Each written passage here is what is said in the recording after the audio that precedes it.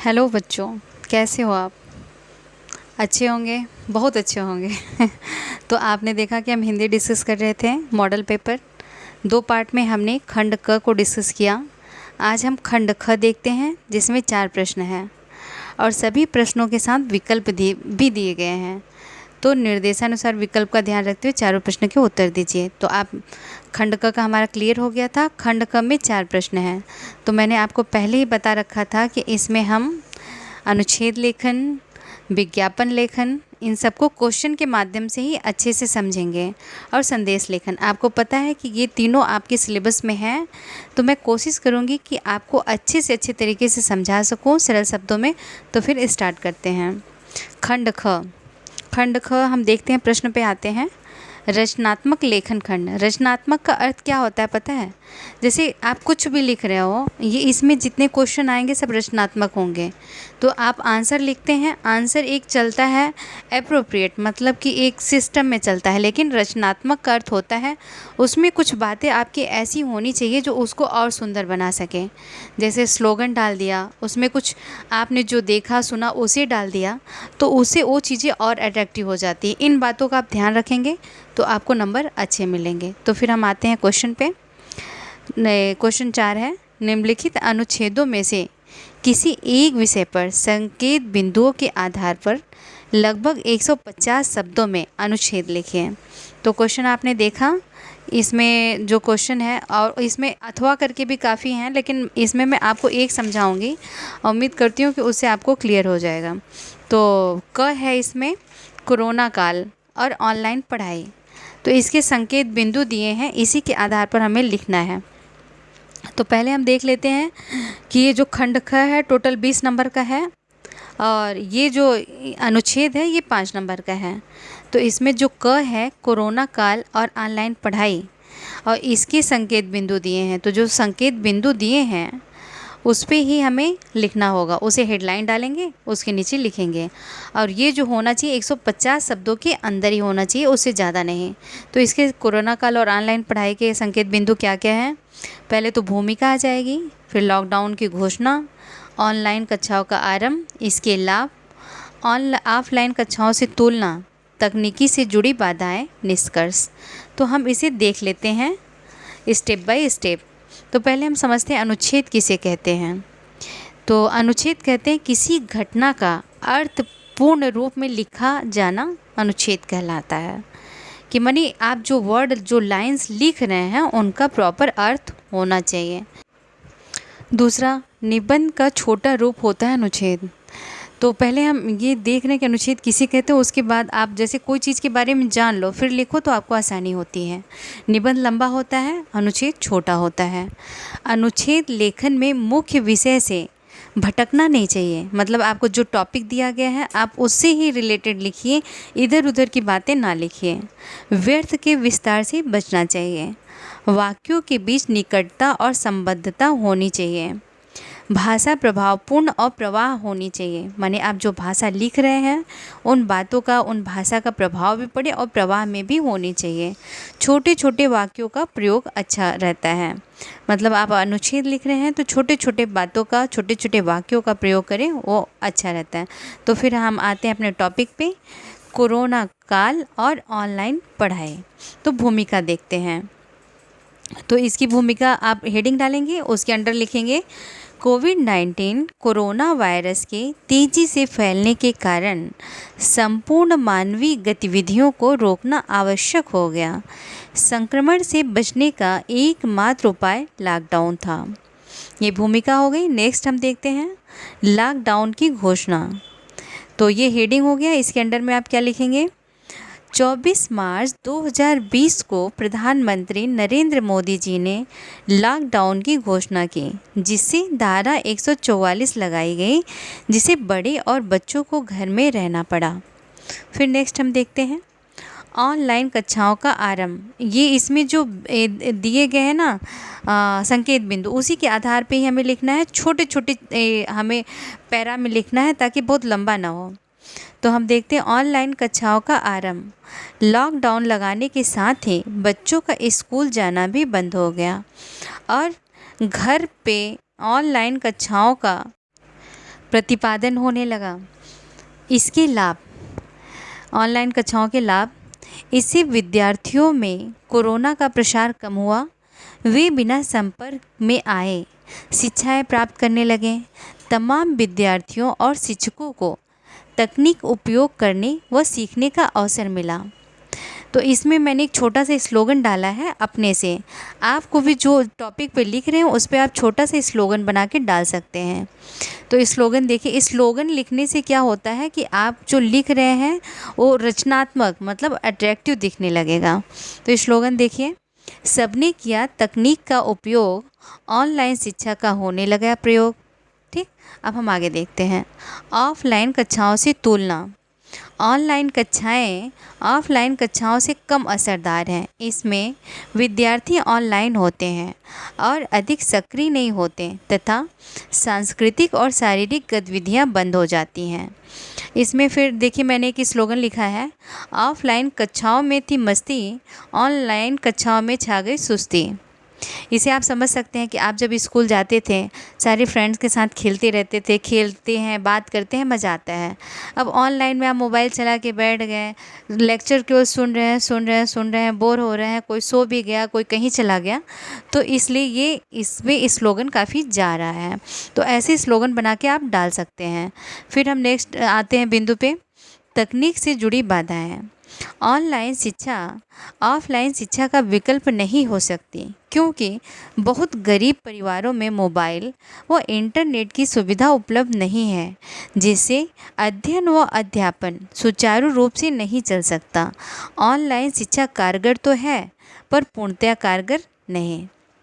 अब हम आते हैं निष्कर्ष पे। ऑनलाइन शिक्षा ऑफलाइन शिक्षा का विकल्प नहीं हो सकती, इसे और कारगर बनाया जा सकता है इंटरनेट को अच्छा करके। जहां इसके अच्छे प्रभाव हैं वहीं इसका दुरुपयोग भी है। बच्चे मोबाइल के एडिक्ट हो रहे हैं और स्मरण शक्ति भी क्षीण हो रही है। इसमें मैंने एक स्लोगन डाल रखा है, इसे इस तरीके से आप भी डाल सकते हैं। ऑफलाइन कक्षाओं में बच्चे खेल कूद के होते हैं स्वस्थ, ऑनलाइन कक्षाओं में बच्चे हो जाते हैं दिमाग से अस्वस्थ। ये आपका हुआ अनुच्छेद लेखन। आपने देखा कि हमने जो संकेत बिंदु मिले थे उसके आधार पर हमने इसका डिस्क्राइब किया। तो फिर हम नेक्स्ट देखते हैं, इसमें दो और है। आपने एक से समझ लिया है, अब दो देखिए। एक है मानव और प्राकृतिक आपदाएं।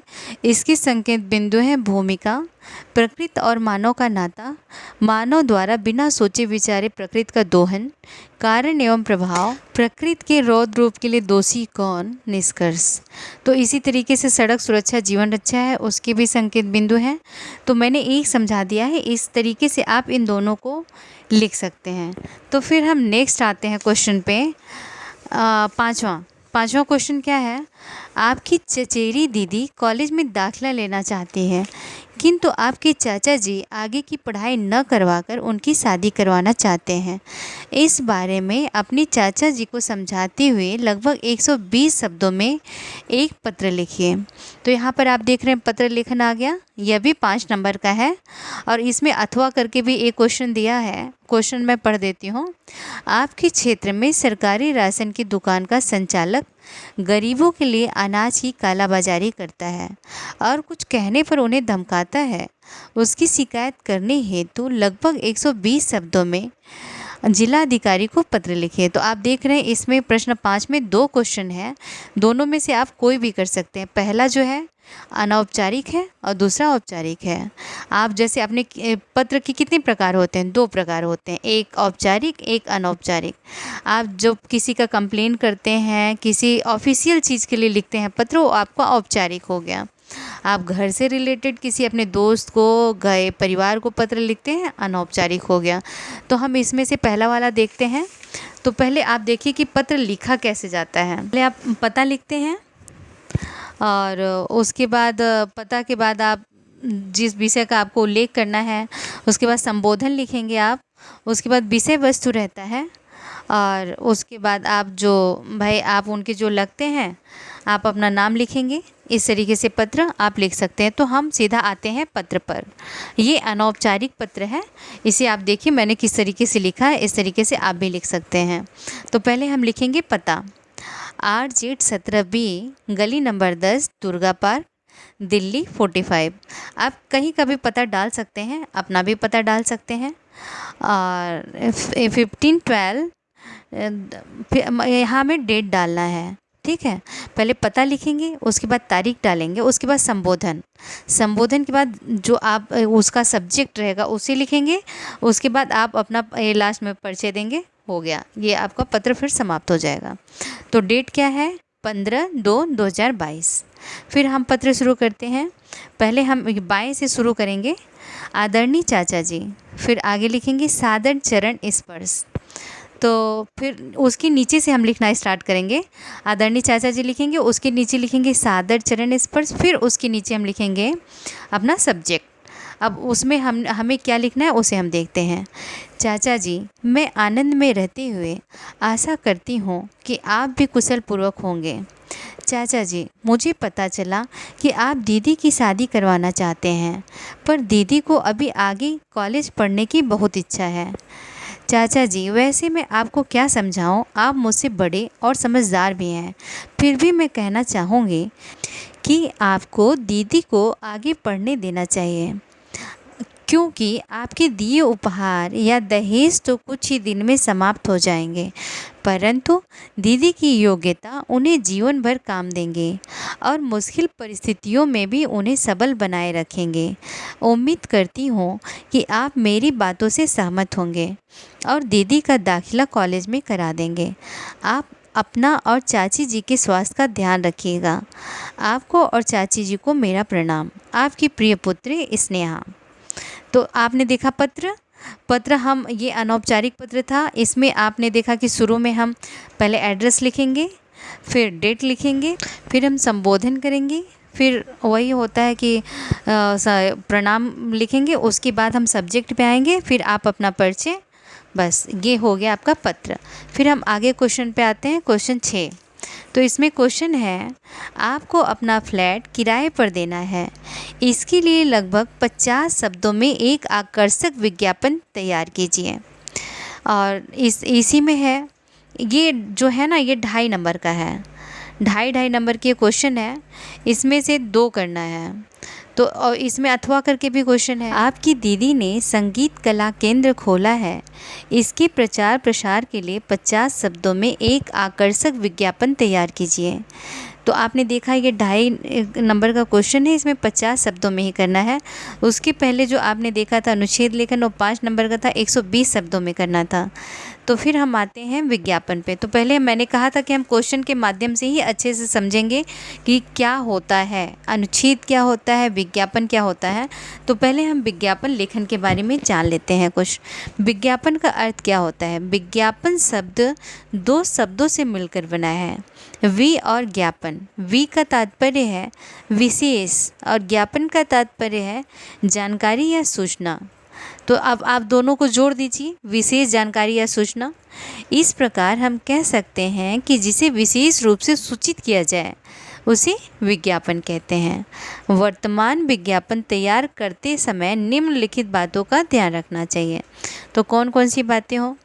पहला है कि विज्ञापन आकर्षक होना चाहिए, कम शब्दों में विशेषताओं का वर्णन हो। विज्ञापन की भाषा उपभोक्ता वर्ग के अनुकूल होनी चाहिए। विज्ञापन को प्रभावशाली बनाने के लिए चित्रों का उपयोग कर सकते हैं। विज्ञापन को बॉक्स बनाकर प्रस्तुत करें। तो आपने देखा कि विज्ञापन को बॉक्स में ही लिखना है, ऐसे खुले में उसे नहीं लिखना है। तो इसमें से हमने सेकेंड वाला चुना है कि आपकी दीदी ने संगीत कला केंद्र खोला है, इसके प्रचार प्रसार के लिए लगभग 50 शब्दों में एक आकर्षक विज्ञापन तैयार कीजिए। तो हम इसे देख लेते हैं। तो विज्ञापन कैसे हम करते हैं, आप देख रहे हैं कि आपके स्क्रीन पे दिख रहा होगा कि हाँ, एक बॉक्स में बना हुआ है जिसमें बाएं साइड में इसकी विशेषताएं लिखी गई हैं और दाहिने साइड में चित्र बना है। तो पहले आप ऊपर लिखेंगे खुल गया खुल गया खुल गया। इसमें आप देखिए ना कि स्लोगन, जहाँ भी रचनात्मक लेखन आए वहाँ आप एक स्लोगन तो डाल ही दीजिए। एक स्लोगन डालने से ना उसमें जान आ जाती है। तो उसमें आप लिखेंगे खुल गया खुल गया खुल गया, सुर आंगन संगीत कला केंद्र, आप नाम लिखेंगे। उसके बाद आपके जो कला केंद्र उसका फ़ोटो रहेगा। फिर बाएं साइड हम एक स्लोगन डालेंगे। तो स्लोगन देखिए आप, कि चाहते हैं अपने आंगन में सुर और ताल, तो देखिए सुर आंगन संगीत कला केंद्र का कमाल। उसके बाद हम इसकी विशेषताएं लिखेंगे। सभी प्रकार का संगीत प्रशिक्षण, नृत्य में कथक भारतनाट्यम का प्रशिक्षण, सभी प्रकार के वाद्य यंत्रों का शिक्षण, अनुभवी और प्रतिष्ठित शिक्षकों द्वारा प्रशिक्षण, डिप्लोमा करें संगीत में। फिर हम नीचे लिखेंगे अभी एडमिशन लेने पर भारी डिस्काउंट पाएँ, तो तुरंत आएँ सुर आंगन संगीत कला केंद्र। फिर उसके नीचे हम लिखेंगे संपर्क करें, बाई साइड उसके नीचे लिखेंगे संपर्क करें। मोबाइल नंबर रहेगा, मोबाइल नंबर जो भी आपको लगे कि हाँ डाल दीजिए, कोई भी डाल दीजिए। फिर आप एड्रेस डालेंगे नीचे, नई दिल्ली उत्तम नगर पश्चिम, मेट्रो पिलर नंबर 78, ऐसे एड्रेस डाल देंगे। तो ये हो गया आपका विज्ञापन लेखन। तो फिर हम विज्ञापन लेखन, एक क्वेश्चन आपका 6 वाला कंप्लीट हुआ। तो फिर अथवा करके भी था ये आपकी दीदी वाला। अब इसका है ख, छठवां का पहले हमने देखा क, अब हम देखते हैं ख। ख क्वेश्चन क्या है, सामाजिक संस्था सवेरा के नशा मुक्ति जागरूकता अभियान के लिए 50 शब्दों में एक आकर्षक विज्ञापन तैयार कीजिए, अथवा बहुत कम कीमत में स्मार्टफोन बनाने वाली कंपनी के लिए लगभग 50 शब्दों में एक आकर्षक विज्ञापन तैयार कीजिए। तो इसका हम ख देखते हैं। पहला जो था ख का पहला वाला देखेंगे, सामाजिक संस्था सवेरा के नशा मुक्ति जागरूकता अभियान के लिए 50 शब्दों में आकर्षक विज्ञापन। तो मैंने बताया कि विज्ञापन हमेशा एक बॉक्स में लिखा जाएगा। तो हम लिखेंगे सवेरा नशा मुक्ति केंद्र, और ये पहले उसका नाम लिखेंगे। उसके बाद फिर दाहिने साइड उसका चित्र होगा जो नशा मुक्ति केंद्र का होगा, उसमें आप नशे का जो सिंबल होते हैं उसे लगाएंगे। उसके बाद फिर बाएं साइड इसकी हम विशेषता लिखेंगे। विशेषता हमेशा बाएं साइड लिखा जाएगा, आप ध्यान रखिएगा। स्लोगन आप ज़रूर डाल दीजिएगा। तो हम एक स्लोगन यहाँ पहले डालते हैं, नशे से पाना चाहते हैं मुक्ति, तो सवेरा नशा मुक्ति केंद्र ही है युक्ति। तो आपने स्लोगन देखा, एक स्लोगन हमने यहाँ डाल दिया। उसे आप एक बॉक्स करके उसमें लिख सकते हैं अच्छे से, थोड़ा सजा के। फिर इसकी हम विशेषताएं कुछ लिख देते हैं कि पहला देखिए, ऐसे आप हेडिंग मतलब एरो कर करके आप इसकी कुछ विशेषताएं लिख सकते हैं। विशेषताओं में हम लिखते हैं पहले, खुद पर नियंत्रण रखना सीखें। फिर हम दूसरा लिखेंगे, केंद्र में रहकर इलाज कराएं। फिर तीसरा हम डालेंगे, एक्सपर्ट डॉक्टर से इलाज कराएं। फिर उसके बाद हम एक स्लोगन फिर लिखेंगे, आपके जीवन में लाए नया सवेरा, सवेरा नशा मुक्ति केंद्र। उसके बाद फिर हम नीचे आ जाएंगे, संपर्क करें, मोबाइल नंबर डालेंगे, फिर एक एड्रेस डाल देंगे, और फिर ये हो गया आपका विज्ञापन तैयार। तो मैंने बताया कम शब्दों में, साफ शब्दों में, थोड़ा आकर्षक तरीके से विज्ञापन बनता है। फिर अब हम नेक्स्ट आते हैं संदेश लेखन पे। तो हम क्वेश्चन नंबर 7 पे आ जाते हैं। ये 6 वाला कंप्लीट हो गया है। अब हम क्वेश्चन नंबर 7 पे आए, क। पहले मैं क्वेश्चन पढ़ती हूँ, आप ध्यान से सुनिए। कि पहला है क है, राष्ट्रीय प्रतिभा खोज परीक्षा NTSI में पहला स्थान प्राप्त करने पर अपने मित्र को लगभग 40 शब्दों में शुभकामना संदेश लिखें। तो ये भी 2.5 नंबर का है। तो पहले हम अब संदेश के बारे में जान लेते हैं। इसका मैंने शुरू में आपसे बोला था कि हम क्वेश्चन आंसर के थ्रू ही इसके बारे में एकदम डिटेल में समझेंगे। तो आप लोग प्लीज़ बोर ना होइएगा, बने रहिए साथ में, क्योंकि अगर आप उसके बारे में अच्छे तरीके से समझ पाएंगे तभी अच्छे से लिख भी पाएंगे। तो हम देखते हैं संदेश लेखन क्या होता है। तो संदेश लेखन क्या होता है, संदेश लेखन मतलब लिखते हुए ये भी बॉक्स में ही लिखा जाता है। मतलब ऐसे नहीं लिख सकते, एक बॉक्स बनाइए उसमें लिखें, या फिर एक सर्कल टाइप का बनाइए उसमें लिखें। मतलब जैसा रचनात्मक लेखन है आप उसे जितना सुंदर बना सकें। फिर हम नेक्स्ट देखते हैं, संदेश के द्वारा हम समाज को आपस में एक दूसरे से जोड़ने का काम करते हैं। फिर संदेश लेखन में क्या है, संदेश के द्वारा भावनाओं को हम साझा करते हैं। संदेश द्वारा समाज को जागरूक करना महत्वपूर्ण कार्य है। फिर संदेश सरल शब्दों में होना चाहिए। संदेश लेखन हमेशा सरल शब्दों में होना चाहिए। संदेश लेखन की शुरुआत में संदेश अवश्य लिखना चाहिए और साथ ही दिनांक समय लिखना चाहिए। मतलब आप जिस चीज़ का संदेश लिख रहे हैं, शोक संदेश, शुभकामना संदेश, वो उसमें बधाई संदेश वो उसमें लिखा होना चाहिए और उसके बाद डेट और टाइम ये सब मेंशन होना चाहिए। फिर देखते हैं, संदेश में मुख्य विषय पर जितना प्रभावित शब्द हो उसका उपयोग करें। मतलब कि संदेश लेखन आप देख रहे हैं ना, एक पत्र होता है, पत्र जो होता है विस्तृत होता है, लेकिन संदेश लेखन संक्षिप्त होता है, उसमें प्रभावित शब्दों का प्रयोग किया जाता है। और संक्षिप्त शब्दों का उपयोग मतलब थोड़े में लिखना है, ये नहीं कि आप पूरी कहानी लिखने बैठ गए घर की, वो पत्र में होता है। पत्र लेखन में और संदेश लेखन में ये अंतर होता है। संदेश रचनात्मक और सृजनात्मक होने चाहिए। मतलब उसे आप अपने तरीके से जितना सुंदर और जितना अच्छा बना सके वैसा होना चाहिए। फिर हम देखते हैं बधाई संदेश, जो आपका क्वेश्चन है, क्वेश्चन पे आते हैं। तो एक क्वेश्चन मैंने बोल रखा था, अब उसके अथवा करके एक क्वेश्चन और है, उसे मैं पढ़ती हूँ। साहसिक कार्य के लिए बाल वीरता पुरस्कार से सम्मानित होने वाले अपने मित्र को लगभग 40 शब्दों में बधाई संदेश लिखें। तो मैं ये 7वां का ख करूँगी, उसे आपको बताती हूँ, आप देखिए। तो पहले हम बॉक्स बनाएंगे, बॉक्स के बीचों बीच लिख देंगे बधाई संदेश।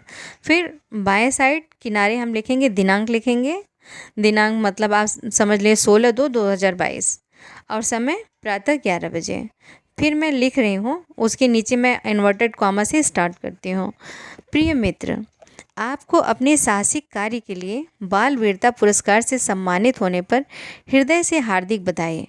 उसके बाद मैंने एक स्लोगन डाला है। मैंने कहा रचनात्मक लेखन में आप स्लोगन डालेंगे तो आपके जो लेखन कार्य है, जो आपने उत्तर दिया, उसकी सुंदरता बढ़ जाएगी, नंबर भी बढ़ जाएंगे। आप हैं हम मित्रों की शान, तभी रहता है आप पर गुमान। स्लोगन आप कुछ भी बना सकते हैं अपने मन से। फिर नीचे लिखा, आप इसी प्रकार अच्छे कार्य करते रहें और कठिनाइयों से डट कर मुकाबला करते रहें। मेरी ईश्वर से यह प्रार्थना है। आपका मित्र ईशान पांडे। तो फिर हम ये संदेश लेखन आई थिंक आपको समझ में आ गया होगा, बहुत अच्छे से समझ में आ गया होगा। फिर हम नेक्स्ट देखते हैं इसका ख, 7वां का ख। इसका क्वेश्चन मैं बोलती हूँ, देखिएगा। केरल के निवासी अपने मित्र को ओणम के अवसर पर लगभग 40 शब्दों में एक बधाई संदेश लिखिए। अथवा करके भी क्वेश्चन है। भैया भाभी की पहली वैवाहिक वर्षगांठ पर लगभग 40 शब्दों में एक शुभकामना संदेश लिखिए। तो मैंने पहले ही बता रखा है आपको कि जो भी संदेश है उसे हम बॉक्स में लिखेंगे और जो संदेश लिखना चाहते हो संदेश पहले लिखेंगे। तो वहाँ पे बधाई संदेश था, यहाँ पे शुभकामना संदेश है जिसे हमने लिख दिया। फिर दिनांक डालेंगे, कोई भी दिनांक डालिए, जिस दिन आप लिख रहे हो उस दिन का डालिए, ज़्यादा अच्छा है। मान लीजिए 25/2/2022। समय शाम 4 बजे। तो फिर हमने इन्वर्टेड कामा से शुरू किया, भैया भाभी, उसके भैया भाभी के बाद मैंने कॉमा कर दिया। आपको वैवाहिक वर्षगांठ की बहुत बहुत शुभकामनाएं। भैया भाभी, आप दोनों एक दूसरे के लिए एकदम परफेक्ट हो। आप दोनों के बीच ऐसे ही प्यार बना रहे, मेरी ईश्वर से यही प्रार्थना है। फिर मैंने एक स्लोगन डाला, आप कुछ भी डाल सकते हैं, मैंने जो डाला उसे बताती हूँ। जब लगी गंग जमुन की धारा, अचल रहे सौभाग्य तुम्हारा। और नीचे फिर आपकी प्यारी बहन वंदना। तो फिर यहाँ पे मैंने अपना नाम डाल दिया है। तो आई थिंक आपको समझ में आया होगा, मज़ा भी आया होगा और उम्मीद करती हूँ इसका अभी हम जब मैं नेक्स्ट मॉडल पेपर कराऊंगी तो फिर और प्रैक्टिस करेंगे। जितना प्रैक्टिस करेंगे उतने अच्छे से आपका क्लियर होता रहेगा। क्वेश्चन का मोर देन क्या होता है ना, प्रैक्टिस मेक परफेक्ट। तो आप प्रैक्टिस से ही परफेक्ट बन सकते हैं। तो लगातार हमारे साथ प्रैक्टिस करते रहिए। फिर मिलते हैं नेक्स्ट वीडियो में। आपको पसंद आए लाइक शेयर सब्सक्राइब करें, कमेंट ज़रूर करें, बेल आइकन प्रेस करें ताकि आपके पास नोटिफिकेशन पहुँचे। धन्यवाद।